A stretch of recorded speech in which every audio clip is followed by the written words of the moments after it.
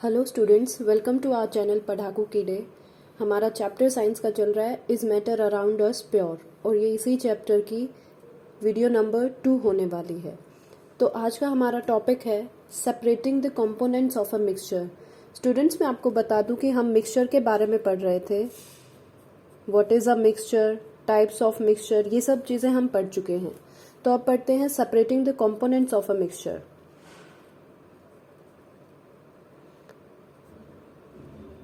Separating the components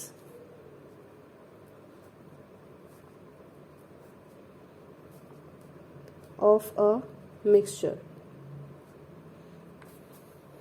अब heading से हमें ये समझ आता है कि हमारे पास ऑब्वियसली कोई मिक्सचर दिया हुआ है, जिसके अंदर अब ये मिक्सचर है तो डेफिनेटली ये कुछ कंपोनेंट्स से मिलकर ही बना होगा। तो हमें क्या सीखना है कि इस मिक्सचर से इन कंपोनेंट्स को कैसे अलग अलग किया जाए। ठीक है, अब मिक्सचर्स जैसे अगर हो गया हमारे पास गिवन है कि ये हेट्रोजीनियस मिक्सचर है, तब तो हमारे लिए सेपरेशन बहुत आसान हो जाएगा, क्योंकि हेट्रोजीनियस मिक्सचर की क्वालिटीज़ और उनकी जितनी भी पहचानने का उनका तरीका होता है वो मैं आपसे डिस्कस कर चुकी हूँ। तो इनको हेट्रोजीनियस मिक्सचर्स को हम सेपरेट आउट कैसे कर सकते हैं, या तो हम हैंड पिकिंग यूज़ कर सकते हैं। मैं आपके लिए यहाँ लिख देती हूँ। हेट्रोजेनियस मिक्सचर अगर हमारे पास गिवन है तो उसको तो बड़ी आसानी से उसके कंपोनेंट्स को सेपरेट आउट किया जा सकता है। हैंड पिकिंग कर सकते हैं, या फिर छलनी का यूज़ करके सीविंग, या फिर उसको हम फिल्ट्रेशन प्रोसेस से उसके कंपोनेंट्स को अलग अलग कर सकते हैं। राइट? लेकिन समझने की बात यहाँ पे तब आएगी जब हमारे पास हर एक गिवन मिक्सचर हेट्रोजीनियस ना होके होमोजीनियस होंगे, या फिर दो ऐसे लिक्विड्स होंगे जो एक दूसरे में मिक्सअप हो जाते हैं। उनको कैसे सेपरेट आउट करेंगे? अब जैसे एक बहुत अच्छा एग्जाम्पल है हमारे पास,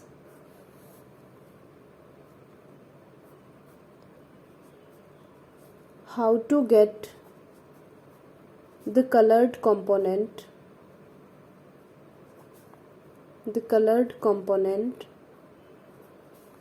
from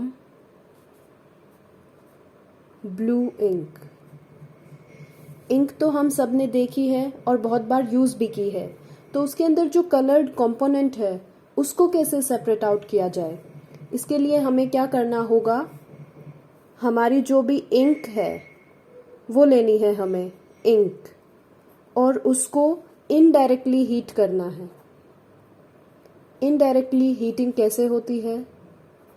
ये केमिस्ट्री लैब में इस तरीके से होगी कि हम एक गर्म पानी का बीकर लें और उस गर्म पानी में इसको रखें, इस पर्टिकुलर बीकर को गर्म पानी में डिप करें, तो जो इंक है वो डायरेक्टली हीटअप ना होके, क्योंकि हीट तो हम दे रहे हैं इस वाटर को, वो डायरेक्टली हीटअप ना होके इस पानी के जरिए हीटअप हो रही है। So this is known as indirect heating. तो हम क्या ऑब्जर्व करेंगे, इंक से कुछ कुछ वेपर्स निकलने स्टार्ट हो जाएंगे। और ये वेपर्स क्या थे स्टूडेंट्स? ये वेपर्स थे हमारे पास वाटर, यानी कि वाटर वेपर्स अब इवेपोरेट हो गए। तो हमारे पास थोड़ी देर बाद हम देखेंगे क्या बचा, वो कलर्ड पिगमेंट बचा, यानी कि वो पर्टिकुलर डाई बची हमारे पास जिससे ये इंक बनी थी। तो इंक किस किस चीज़ से बनी? इंक बनी है एक कलर्ड डाई और पानी से। अब यहाँ पे एक छोटी सी इम्पॉर्टेंट बात, कि अगर ये इंक जो हमने ली थी ब्लू इंक, अगर हम लेते हैं ब्लैक इंक, तो ब्लैक इंक के अंदर एक से ज़्यादा कलर्ड कंपोनेंट्स होते हैं। उनको कैसे सेपरेट आउट करेंगे? उनको सेपरेट आउट करने का एक बहुत ही आसान तरीका है जिसको हम बोलते हैं क्रोमेटोग्राफी।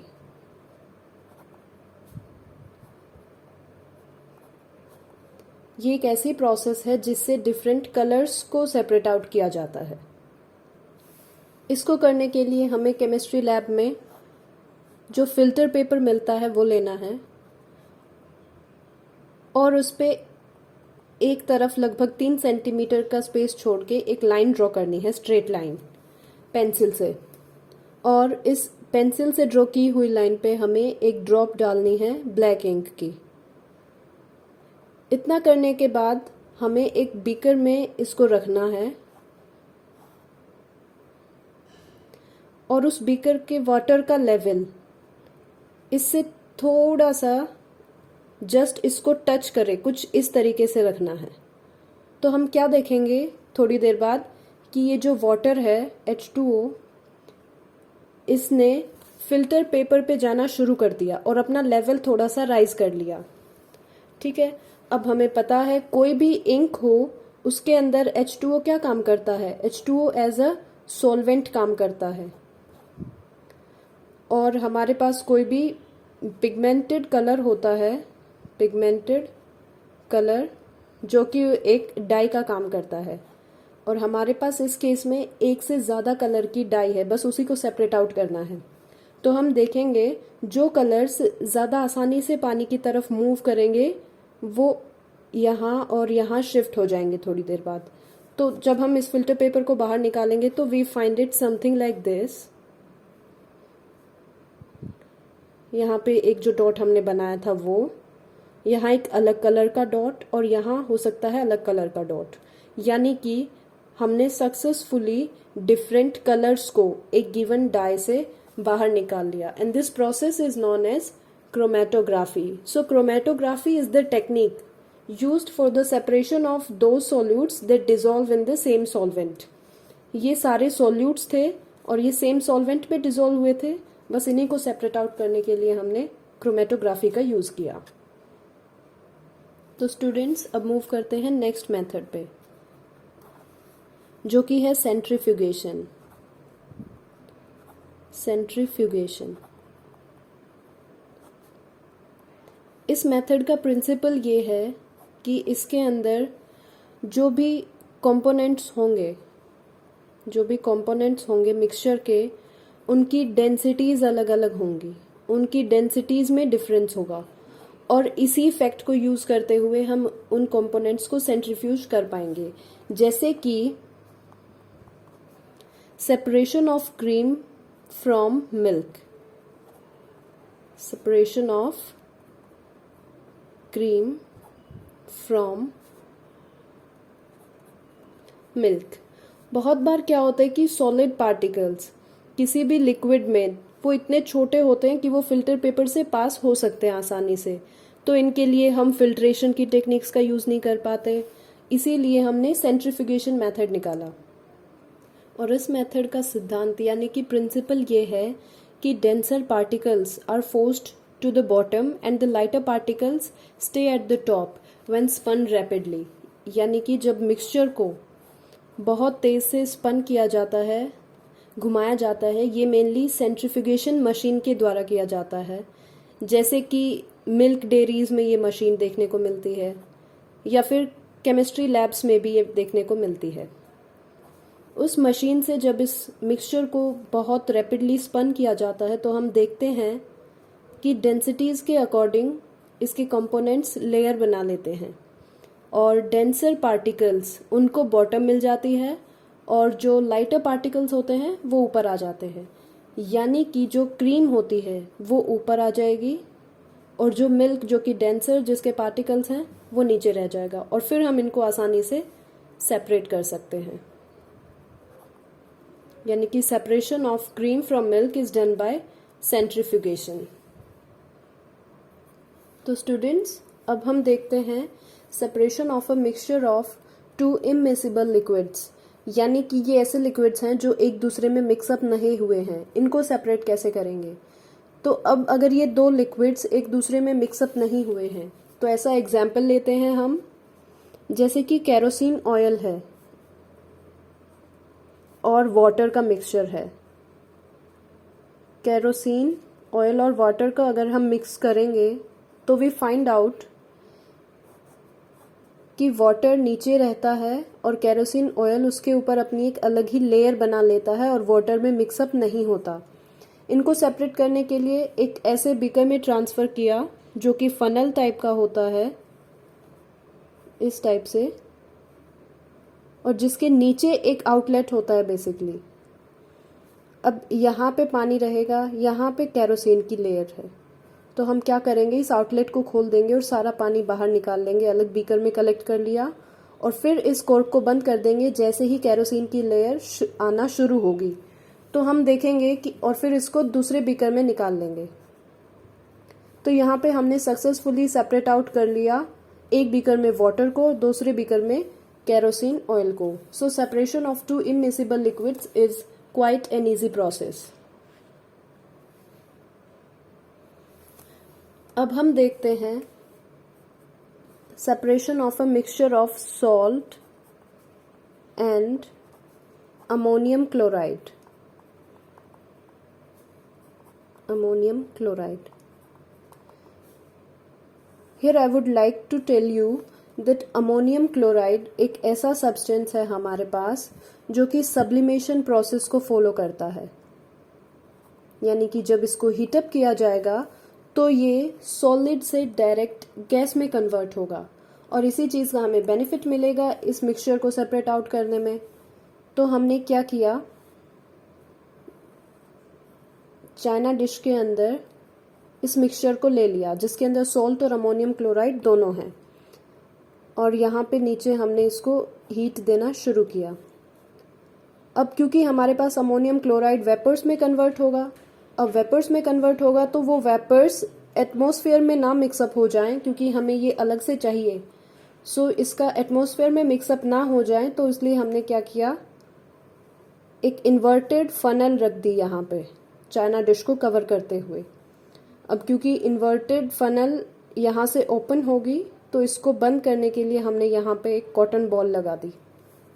अब हमने इसको हीटअप करना शुरू किया। सो वी फाइंड आउट कि अमोनियम क्लोराइड वेपर्स बन गया, और जैसे ये वेपर बनता है यहाँ फनल की वॉल्स से टकराता है, और वॉल से टकराएगा वेपर्स तो ठंडा होगा और यहाँ पे जमना शुरू हो जाएगा, यहाँ पे सॉलिडिफिकेशन होगा अमोनियम क्लोराइड का, राइट। तो ये एक ऐसी प्रोसेस है, और नीचे हमारे पास चाइना डिश में यानी कि ओरिजिनल बीकर में हमारे पास बचेगा सॉल्ट। तो यहाँ पे हमने अमोनियम क्लोराइड और सॉल्ट को सक्सेसफुली सेपरेट आउट कर लिया, और वो भी किस प्रोसेस की हेल्प से, by the process of sublimation. Alright students, I hope यहाँ तक आपको चीज़ें क्लियर हैं।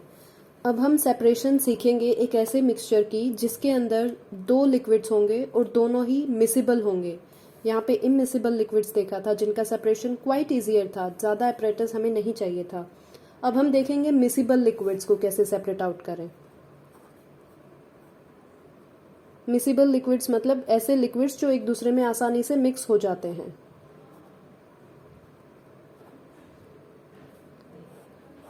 Now there is a fact कि कोई भी दो अलग अलग लिक्विड्स होंगे तो उनका बॉइलिंग पॉइंट तो ऑब्वियसली अलग अलग होगा, उनका बॉइलिंग पॉइंट अलग अलग होगा, और इसी फैक्ट को हम यूज करेंगे इनके सेपरेशन के लिए। तो हमने यहाँ पे क्या किया, एक एपरेटिस सेटअप किया, ये बीकर लिया और इस बीकर में हमने अपना सॉल्यूशन लिया, लेट्स से एसीटोन और वाटर का सॉल्यूशन, एसीटोन और वाटर का सॉल्यूशन। यहाँ पे हमने बर्नर सेट कर दिया, यहाँ पे बर्नर सेट है, और यहाँ से एक ट्यूब लगा दी हमने, यहाँ पे एक कंडेंसर सेट कर दिया, और यहाँ से कंडेंसर का आउटलेट। तो और इस सेपरेटर्स को हमने सेट कर दिया। यहाँ पे हम क्या देखेंगे कि दोनों लिक्विड्स हैं, ऑब्वियसली इनका बॉइलिंग पॉइंट डिफरेंट है, एसीटोन का और वाटर का। एसीटोन का boiling point being very less as compare to water, तो एसीटोन जल्दी बॉयल अप होगा, जल्दी इसके वाटर वेपर्स बनेंगे, और वो वाटर वेपर्स यहाँ कंडेंसर में जाएंगे। कंडेंसर से ये वाटर वेपर्स ठंडे होंगे, लिक्विड में कन्वर्ट होंगे, और यहाँ पे हमें acetone as a liquid receive होगा, acetone as a liquid receive होगा। तो हमने और जो यहाँ बच गया दैट विल बी वाटर। तो वाटर और एसीटोन को आसानी से हमने सेपरेट कर लिया, और इस प्रोसेस को हम बोलते हैं डिस्टिलेशन, डिस्टिलेशन प्रोसेस। स्टूडेंट्स, आपको ये सब नाम याद होने चाहिए इन सब प्रोसेसेस के, लाइक सब्लिमेशन है, क्रोमेटोग्राफी पहले हमने पढ़ा है, डिस्टिलेशन है, राइट। अब हम इसी के साथ देखते हैं एक प्रोसेस होती है फ्रैक्शनल डिस्टिलेशन।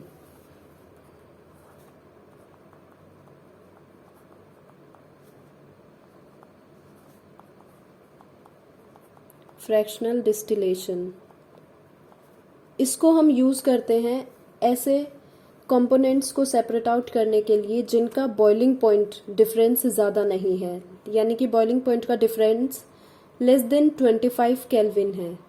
तो अगर हम उसके अंदर डायरेक्ट डिस्टिलेशन प्रोसेस यूज करेंगे तो लगभग सेम टेम्परेचर पे दोनों ही लिक्विड्स बॉयल करके और दोनों के ही वेपर्स यहाँ मिक्स होंगे और दोनों ही फिर से हमें आउटलेट में मिलेंगे, तो फिर फायदा नहीं हुआ इस प्रोसेस को यूज करने का। इसके लिए हमने क्या किया, इसी एपरेटिस में यहाँ पे हमने एक अलग से चैम्बर लगा दिया और इसके अंदर छोटी छोटी ग्लास बॉल्स रख दी। इन ग्लास बॉल्स का काम ये होगा कि उस लिक्विड के वेपर्स को आगे नहीं जाने देगा, यानी कंडेंस करके वापस भेज देगा इसी बीकर में जिसका बॉइलिंग पॉइंट थोड़ा सा ज़्यादा है। बस यही डिफरेंस है इन दोनों प्रोसेसेस में। ये फ्रैक्शनल डिस्टिलेशन है और ये सिंपली डिस्टिलेशन है। यहाँ पे हमने एक इंट्रोडक्शन ऑफ, इसका नाम मैं लिख देती हूँ यहाँ पे, चलो यहीं लिख देती हूँ, फ्रैक्शनेटिंग कॉलम।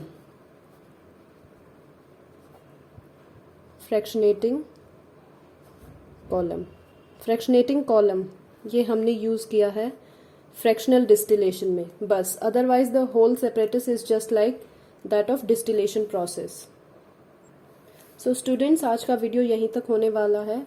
आपको ये सब प्रोसेसेस अच्छे से याद करनी है with example and with their detailed verification कि हमने अपरेटिस में क्या लिया है, प्रोसेस कौन सी यूज़ की है, किस तरीके की प्रोसेस है ये, किस तरीके के लिक्विड्स या सॉलिड्स के सॉल्यूशन को सेपरेट आउट करने के लिए इसका यूज़ है। ये सब चीज़ें आपको पता होनी चाहिए। And if obviously you have any doubt, any queries, you can ask me in comment section. You would definitely get your queries sorted out.